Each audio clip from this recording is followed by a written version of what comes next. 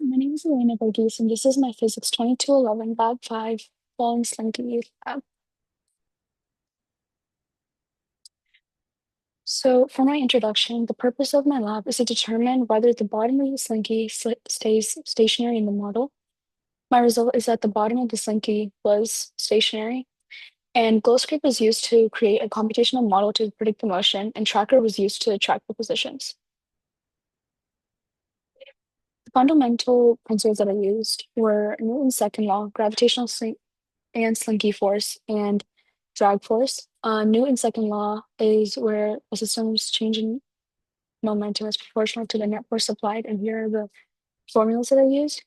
Um, the slinky force is the tension, which is opposite to the gravitational force, and those are the equations that I used. And for drag force, it's a resistance force caused by the motion of a body um through a fluid like air. And so B is a proportionality constant, V is the speed of the object, and V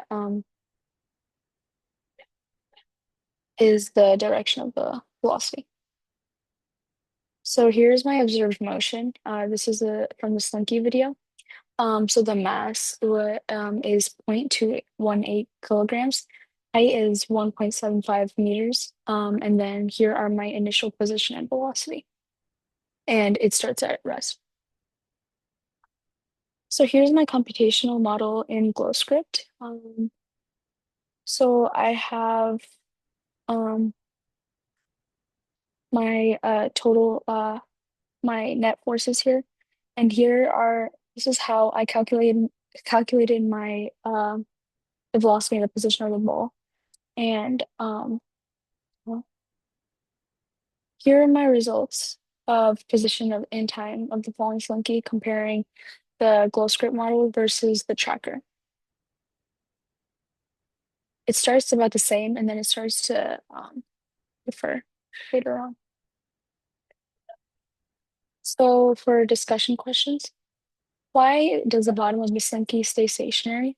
So the forces acting upon the slinky in the y direction equals zero, as they're the same but in opposite directions, which causes them to cancel out.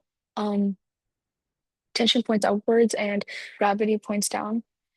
Force of gravity acts downward, and slinky counteracts the force with the force that is equal but in the opposite direction. And now a hypothetical question is, what if the weight was added? So this would depend on the stiffness of the spring and if there is even enough tension force to counteract the new and stronger gravitational force. Thank you for listening.